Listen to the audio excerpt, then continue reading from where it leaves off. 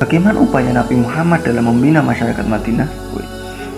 Nah, upaya Nabi Muhammad dalam membina masyarakat di Madinah setidaknya ada 4 hal.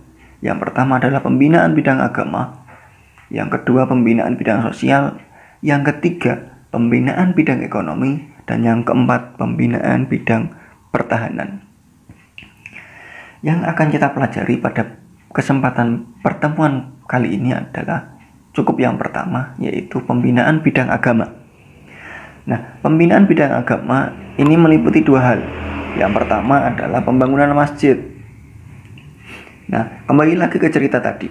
Peristiwa hijrah Nabi dari Makkah menuju ke Yasrib kala itu, yang namanya masih Yasrib sebelum diubah menjadi Madinah, dengan proses yang begitu mengerikan dan begitu mengharukan.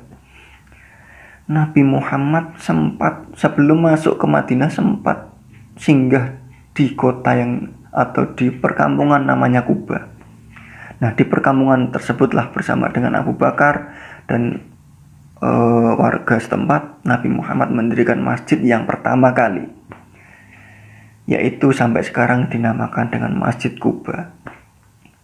Terus setelah itu melanjutkan lagi perjalanan sampai akhirnya pada hari Jumat Nabi Muhammad beserta rombongan sahabat Abu Bakar masuk kota Madinah. Banyak dari orang-orang Ansor atau masyarakat Yasrib kala itu yang menginginkan Nabi Muhammad untuk berdiam atau menempati rumahnya, untuk tinggal di rumahnya. Tapi Nabi Muhammad membiarkan untanya untuk selalu berjalan, dan di mana unta itu nanti berhenti, maka disitulah Nabi Muhammad akan tinggal. Dan Nabi Muhammad akhirnya untanya berhenti di bawah pohon kurma di tanah yang lapang, dan di situ tanah milik dari anak yatim yaitu bernama Sahal dan Suhail bin Amr. Nah, akhirnya Nabi Muhammad di tempat itulah membangun tempat tinggalnya, dan akhirnya dibangunlah di tempat itu Masjid Nabawi, masjid pertama yang di kota Madinah. Adapun masjid pertama yang dibangun Nabi Muhammad adalah Masjid Kuba, tapi untuk yang di kota Madinah adalah Masjid Nabawi.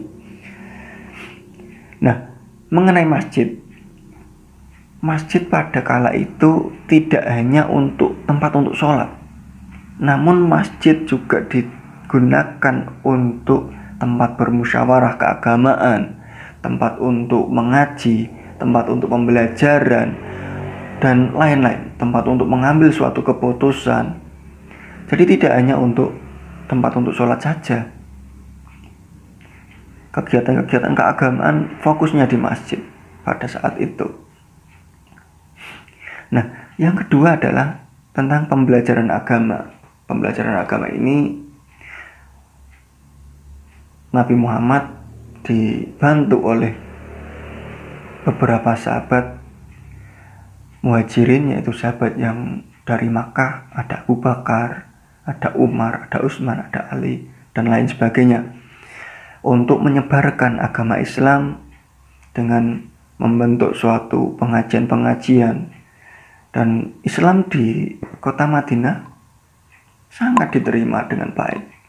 Akhirnya Islam di kota Madinah ini berkembang sangat pesat, sangat baik sekali, dengan tatanan-tatanan yang sangat baik.